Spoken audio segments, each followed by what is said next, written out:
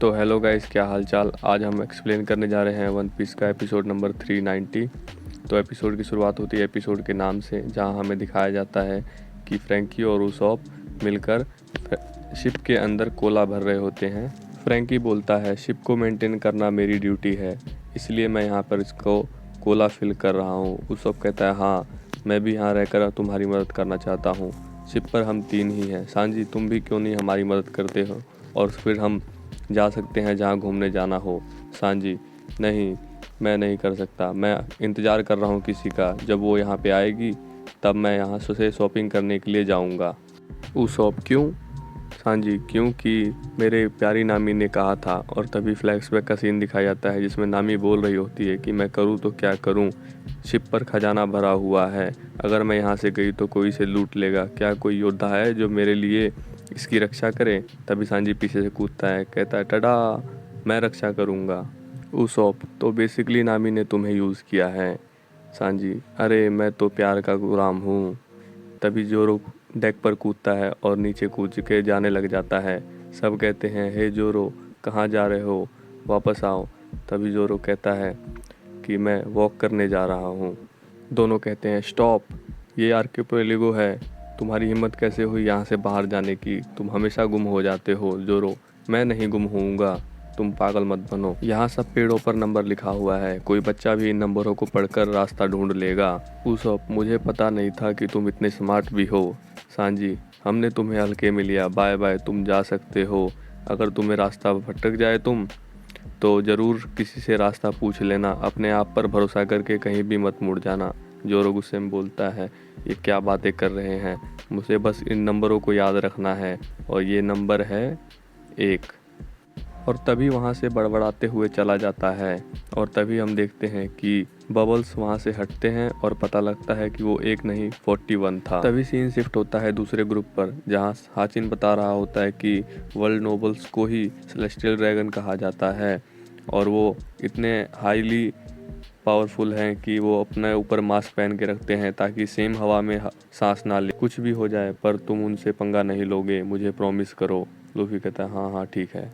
हाचिन कहता है, जैसे कि मैंने तुम्हें पहले बताया था, इन चीज़ों का लोग जो न्यू वर्ल्ड में जाने के लिए आते हैं वो पहले यहाँ से होकर गुजरते हैं। यहाँ पर बहुत सारे पायलट आते हैं, तुम्हारे जैसे फेमस और कुछ कम फेमस, और मरीन और पायलट हंटर भी यहाँ पर रहते हैं ताकि उन पायलटों को पकड़ सके जो न्यू वर्ल्ड में जाने के लिए आए हैं। और यहाँ पर कोई भी कानून नहीं है पायलटों को खरीदने और बेचने पर, इसीलिए बचकर रहना और किडनैपरों से भी बचना। चॉपर, मरीन के इतना नज़दीक होते हुए भी यहाँ पर ऐसा होता है? रॉबिन, तुमने देखा वहाँ पर एक नेवी हेडक्वार्टर है। हाचिन, हाँ इसीलिए यहाँ पर बाउंटी हंटर बहुत ज़्यादा एक्टिव हैं। हाचिन, एक और बात, तुम्हें बहुत सारी चीज़ों का यहाँ पर ध्यान रखना है। लूफी, हे तुम्हें यहाँ पर चोट कब लगी? हाचिन, ओह कोई बात नहीं, तुम इसकी चिंता मत करो, मैं और केमी यहाँ पर फिशमैन और मरमेड नहीं हैं, हमें ऐसे ही ट्रीट करो जैसे हम एक कोई इंसान हैं सभी। क्यों? हाचिन, क्योंकि ये चीज़ें आसान कर देगा।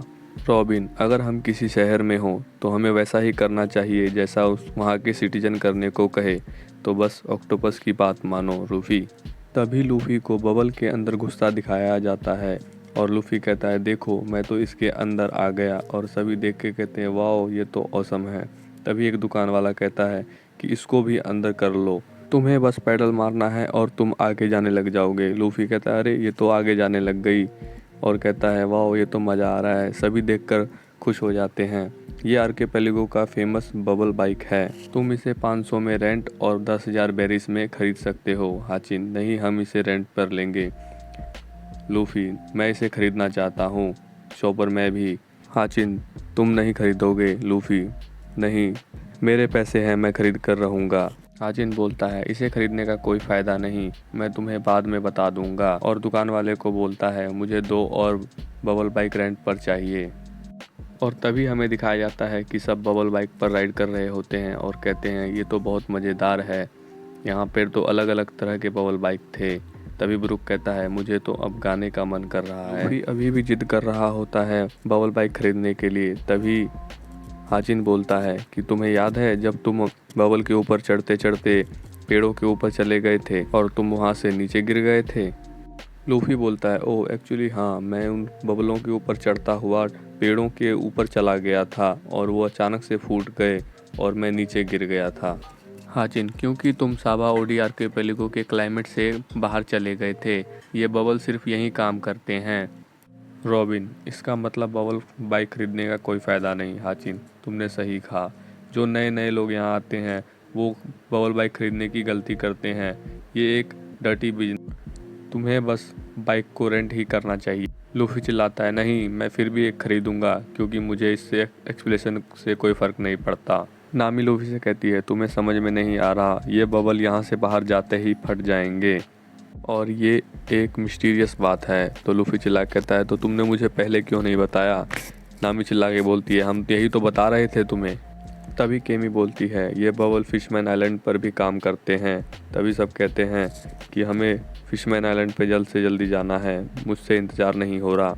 तभी पापा को बोलता है, तुम वहाँ पर मरमेड के राजकुमारी से भी मिल सकती हो। तभी ब्रुक बोलता है, बहुत अच्छी खुशबू आ रही है। तभी देखता है कि एक दुकान है जहाँ पर बन बिक रहे हैं जो ग्रैंड लाइन के हैं। सभी देखकर बहुत खुश हो जाते हैं। लूफी, चॉपर और ब्रुक तीनों फ्री सैंपल खाने लग जाते हैं और दुकानदार उसके टेस्ट के बारे में उन तीनों को एक्सप्लेन कर रहा होता है।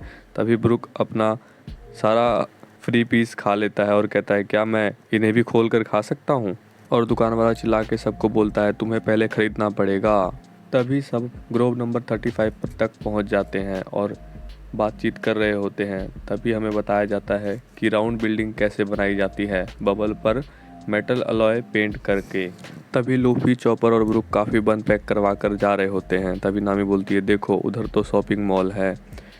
तभी हाचिन बोलता है कि इसे कैरी करना बहुत मुश्किल होगा, जाओ इसे बबल रैप करवा लो। तभी देखते हैं कि वो लोग बबल रैप करे होते हैं और कहते हैं, वाह ये तो बहुत अच्छा है, ये तो बहुत लाइट है, यहाँ पर इन चीज़ों को कैरी करना बहुत आसान हो गया है। तभी लूफी कहता है, नामी और रॉबिन कहाँ गए केमी? केमी कहती है, वो ग्रोव नंबर 30 में गए हैं शॉपिंग मॉल में और शिप को कोटिंग करवाने की जिम्मेवारी हम पर देकर गए हैं। लूफी कहता है, हाँ हम पर छोड़ दो, हम कर लेंगे। तभी हाचिन बोलता है, ग्रोव नंबर 13 अभी भी बहुत दूर है, हमें चलना होगा, जल्दी करो। तभी रॉबिन कहती है, हमने केमी को बुलाया पर वो हमारे साथ नहीं आई। नामी कहती है, हाँ, जब से वो इस आइलैंड पर आई है तब से अजीब बर्ताव कर रही है, मुझे भी नहीं पता वो ऐसा क्यों कर रही है। रॉबिन कहती है, शायद इस आइलैंड की बैड हिस्ट्री की वजह से। और तभी हमें दिखाया जाता है कि लूफी और हाचिन दोनों रेस कर रहे होते हैं। हाचिन आगे आगे जा रहा होता है और लूफी उसका पीछा कर रहा होता है। सब डरे हुए होते हैं और मज़े भी कर रहे होते हैं और सब कहते हैं कि ये कोई रेस करने का टाइम नहीं है। तभी हाजिन कहता है, मैं तुम्हें नहीं जीतने दूंगा। तभी लूफी आगे निकल जाता है और कहता है, देखो मैंने तुम्हें हरा दिया। तभी हाजिन कहता है, अभी बहुत लंबा रास्ता बाकी है। और वो वहाँ से जाते रहते हैं। तभी शहर का सीन दिखाया जाता है जहाँ एक लेडीज़ माफ़ी मांग रही होती है और एक आदमी को दिखाया जाता है जिसके गले में मेटल का एक कॉलर होता है और उस लड़की को वो पकड़ लेता है और कहता है, इसे उतारने में मेरी मदद करो, मैं बस यहाँ से जाना चाहता हूँ, मैं अपने घर जाना चाहता हूँ, प्लीज़ इस कॉलर को उतार दो। तभी लूफी और उसकी टीम वहाँ पहुँच जाती है। लूफी कहता है कि ये नॉइस कैसा हो रहा है शहर में।